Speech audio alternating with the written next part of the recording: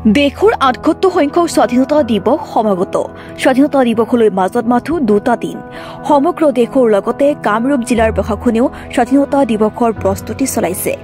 এইবেলি কামৰূপ জিলাৰ প্ৰশাসনৰ উদ্যোগত উত্তৰ গুৱাহাটীৰ মহাবিদ্যালয় খেলপথাৰত উদযাপন কৰা হ'ব স্বাধীনতা দিৱস।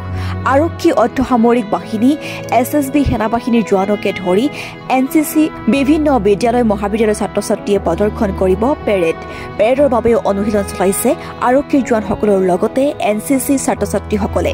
সমান্তৰালকৈ ৰাজ্যৰ প্ৰান্তে প্ৰান্তে গঢ়ি তুলিছে নিশ্চিত নিৰাপত্তা ব্যৱস্থা। কামৰূপ জিলা প্ৰশাসন আৰু জিলা আৰক্ষীৰ ফালৰ পৰাও জিলাখনত গঢ়ি তুলিছে কটকটীয়া নিৰাপত্তা ব্যৱস্থা। উত্তৰ গুৱাহাটীৰ পৰা হিমাংকু দাসৰ ৰিপৰ্ট। সমগ্ৰ দেশ তথা অসমৰ লগতে উত্তৰ গুৱাহাটীবাসী ৰাইজৰ বাবে অতি এটা আনন্দৰ দিন।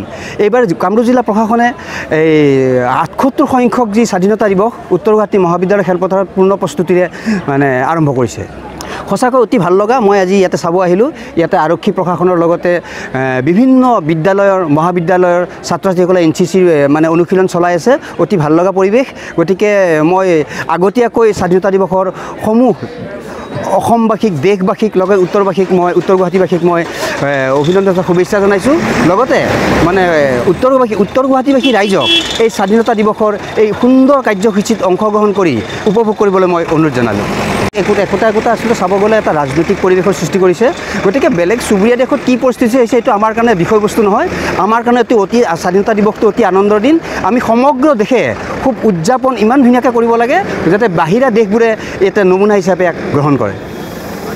খুব ভাল লগা এটা পৰিৱেশ, কিয়নো আমি স্বাধীন দেশৰ নাগৰিক আৰু আমি স্বাধীন দেশৰ নাগৰিক হিচাপে এইবাৰ যে ৭৮ সংখ্যক স্বাধীনতা দিৱস উদযাপন কৰা হ'ব তাৰ বাবে সমগ্ৰ দেশৰ লগতে সমগ্ৰ ৰাজ্যৰ লগতে কামৰূপ জিলা প্ৰশাসনেও প্ৰস্তুতি চলাই আছে। আৰু আজি মই আহিলোঁ, ইয়াতে আহি দেখিলোঁ যে আৰক্ষীৰ লোকসকল, NCCৰ ছাত্ৰ ছাত্ৰীসকল আৰু অন্যান্য কিছুমান বিদ্যালয়ৰ ছাত্ৰ ছাত্ৰীসকল সকলোৱে মিলি ইয়াতে পেৰেডৰ অনুশীলন কৰি আছে।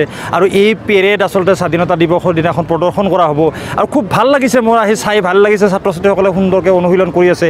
আৰু ছাত্ৰ ছাত্ৰীসকলে ভৱিষ্যতৰ একোজন দেশপ্ৰেমিক আৰু তেওঁলোকে ভৱিষ্যতৰ একোজন সেনানী, আৰু এই মনোভাৱেৰে তেওঁলোকে এই স্বাধীনতা দিৱস উদযাপনৰ নিমিত্তে তেওঁলোকে প্ৰশিক্ষণ গ্ৰহণ কৰি আছে। খবৰ মানেই এনিলাইভ 24/7 আৰু এনিলাইভ ডিজিটেল। যিকোনো খবৰৰ বাবে যোগাযোগ কৰক 9387734920 আমাৰ এই নম্বৰত।